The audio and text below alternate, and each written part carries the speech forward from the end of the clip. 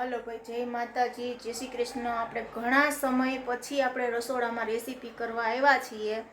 અને આજની રેસીપી તમને કહી દઉં છું કે આજની રેસીપી છે લીલી લસણ અને કાંદા વડા કરવાના છે આપણે એની રેસીપી। અને એક ભાઈની ઇન્સ્ટાગ્રામમાં કોમેન્ટ પણ હતી કે બેન તમે રેસીપી કેમ નથી મૂકતા, પણ રેસીપી મૂકવાનું એક મોટું કારણ હતું કે રેસીપી નહોતી મૂકતી કારણ કે મારી ત્યાં નાની બેબલી થઈ છે એટલે રેસીપી નથી મૂકતા અને જો એના દાદી રમાડે છે એટલે આપણે એને બતાવી દઈએ એટલે આપણે રેસીપી એટલે નહોતા મૂકતા। જે અમારા ઢીંગુ બેન આવ્યા છે ને એટલે રેસીપી મહિનો દિવસ બંધ હતી રસોઈના, એને દાદી રમાડે પડ્યા એટલે રેસીપી એટલે નહોતી મૂકાતા। જો આજની રેસીપી મેં તમને હમણાં કીધી હતી કાંદાવડા બનાવવાના છે એટલે કાંદાવડા માટે આપણે બધી વસ્તુ તૈયાર કરી લીધી છે। તો એની અંદર છે આ મગની દાળ છે આખી ભાંગી આપણે મિક્સરમાં ક્રશ કરી નાખી છે, આ ચણાની દાળ આખી ભાંગી છે, એની સાથે ચણાનો લોટ ઘટે એટલો લોટ આપણે એક્સ્ટ્રા આમાંથી લેશું, સાથે નાખશું નિમક અને આની અંદર લીધું છે લીલા કાંદા અને લસણવાળા છે એટલે લીલું લસણ ખૂબ જાજુ લીધું છે, લીલા કાંદા, સૂકા કાંદા, મરચા, આની અંદર લાલ લીલા ગમે નાખી શકો, મારી પાસે લાલ હતા એટલે મેં નાખ્યા છે, સૂકું લસણ છે, લીંબુ છે અને ધાણા ભાજી છે। આટલી આપણે વસ્તુ તૈયાર કરી દઈશું। ચલો આપણે આને બધું મિક્સ કરી દઈશું। બધી વસ્તુ આની અંદર આપણે એક સાથે નાખી દેવાની છે,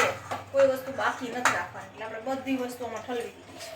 અને ખૂબ જે પ્રકારમાં લીલું નાખવાનું છે બધું એટલે તમે મસ્ત કાંદા વડા થશે, એકદમ મચડી અને આ બધું ભેરું કરી દેવાનું છે અને ઘટે ને એટલો જ ચણાનો લોટ નાખવાનો છે। મેં 2 ચમચા જેટલો ચણાનો લોટ નાખ્યો છે।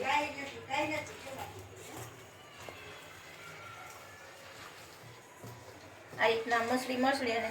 સૂકી ડુંગળી છે એને એકદમ અલગ અલગ પાન કરી નાખવાના છે।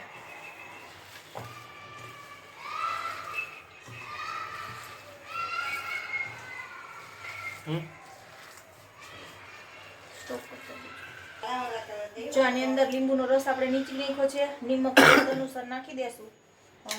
ખારા ન થઈ જાય। સાથે સાથે આપણે એક ચપટી એક જ સાજીના ફૂલ નાખવાના છે, ક્રિસ્પી બનાવવાના છે ને અંદરથી પોચા એટલે સાથે આપણે એક ચપટી જેટલા સાજીના ફૂલ લીંબુને અંદર નાખી દેશું એટલે એકદમ ક્રિસ્પી અને ઉપરથી ક્રિસ્પી અને નીચેથી અંદરથી થશે પોચા। અને આની અંદર હજી આપણે ચણાનો લોટ નાખવો જોશે કારણ કે એકદમ લોટ જોશે હજી।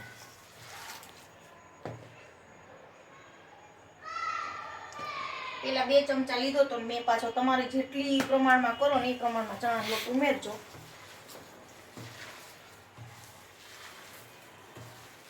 બસ આટલું કઠણ રાખવાનું છે, બહુ કઠણ નથી રાખવાનું, બહુ પોચું નથી રાખવાનું। વડાને આ રીતના આપણે વાળી અને તેલ આવી ગયું છે આપણું એટલે આપણે મૂકી દઈશું તમને જેવડા વડા બનાવવા એ પ્રમાણે। અને જાજો લોટ નાખો તો ચાલે પણ અમે મસાલો વધારે નાખ્યો છે એટલે તે સરસ થાય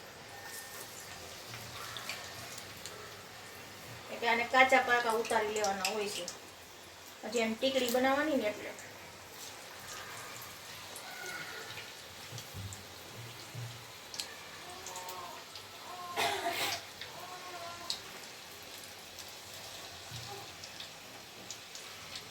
જો કાંદાવડાની રેસીપી માટે આપણે બધું મિશ્રણ તૈયાર કરી નાખ્યું છે અને તમને કીધી હતી બધા ઇન્ગ્રેડિયન્ટ નાખી દીધા છે। હવે આ રીતના ગોળ ગોળ કરી અને આપણે કાંદાવડા પાડી લેશું અને આની આખી રેસીપી તમારે લોકોને જોવી હોય ને તો યુટ્યુબ ઉપર આખો વિડીયો પણ આવી જશે એટલે આપણે આખી રેસીપીનો વિડીયો પણ બનાવશું। અને જો આ રીતના કાંદાવડા થઈ જશે અને આને હવે પછી ચેપી એટલે થોડાક ઠંડા થાય ને પછી હમણાં આગળ તમને બતાવું। ચલો ભાઈ, જો આપણે વડા તળવાનું ચાલુ કર્યું હતું એટલે આપણે આટલા ટીકડી વડા છે એ ઉતારી લીધા છે, આ ઠંડા થવા માંડ્યા છે। હવે આને આપણે ટીકડી કરવાની છે તો એટલા ચડી જાય ફાસ્ટ ગેસ ઉપર એટલે હવે આપણે કંઈક વસ્તુ લઈ લઈએ તો કે આપણે લેશું ગ્લાસ અને ગ્લાસથી ટીકડી કરી દેશું, આ રીતના ધીરેથી દબાવી દેશું એટલે આ થઈ ગઈ ટીકડી આપણી। જો કંઈ જુદું પડે તો થોડીક ભેરી કરી નાખવાની, અંદરથી કાચી હોય એટલે વાંધો ન આવે। આ બની ગઈ ટીકડી, તે જેટલી થિકનેસ રાખજો નકર તૂટી જશે। બધી આ રીતના ટીકડી આપણે બનાવી નાખશું।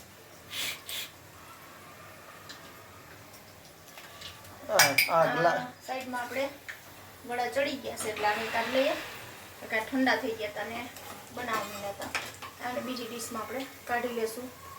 તેલ થોડું ગરમ હોય તો ખાસ તેલમાં પાછા નાખી દઈએ આપણે ટીકડી એટલે ટીકડી ચડવા લાગે।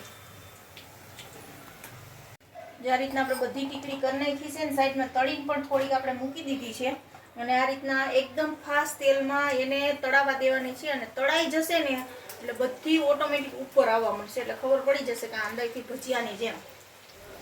આનો વજન હોય છે તો તળાઈ જશે એટલે એકારે ઉપર આવી જશે જેટલી હમાય ને એટલી એકારે નાખી દેવાની કારણ કે આની અંદર કંઈ એવું ખુલવાનું ને એવું કંઈ હોતું નથી પણ મારે તેલ વધારે છે એટલે ઓછી હમાય 3 વૈધી છે અને બહુ ફેરવવી નહીં પડે ઓટોમેટિક થઈ જશે જો આ રીતના એકદમ ક્રિસ્પી અને ખોખડતી એકદમ આને મસ્ત છે એકદમ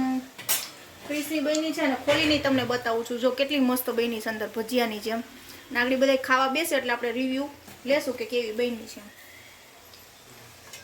મારા સસરા છે તમે ઘણા વિડીયામાં જોયા છે પણ પહેલી વાર મારા વિડીયામાં જોવો છો ને અમારા ઢીંગુબેનને લઈને બેસી ગયા છો પાછા અમે રેસીપી ઉતારીએ છીએ 2 જણા અને નવા ચશ્મા બનાવી આવ્યા પપ્પા હાટું જો એટલે આવી ગયા કેવા લાગે દર્શન સારા હોય ને પપ્પા ગઈમાં ચશ્મા જો ચશ્મા પહેરીને બતાવી દો એક વખત જો મેટલના છે એને જૂની ફ્રેમ જેવા જ બનાવી નહીં ખાસ પાછા ગઈઢા માણાને ખરખા હોય ને કા અને બેન જો રમે છે મમ્મી પાછા ખંભેટ રૂમાલ નાખીને ફરે છે હાલો ભાઈ જો બધા કાંદાવડા ખાવા બી ગયા બેનને જો પપ્પા ખવડાવે કાંદાવડા હજી ન ખાય પપ્પા એ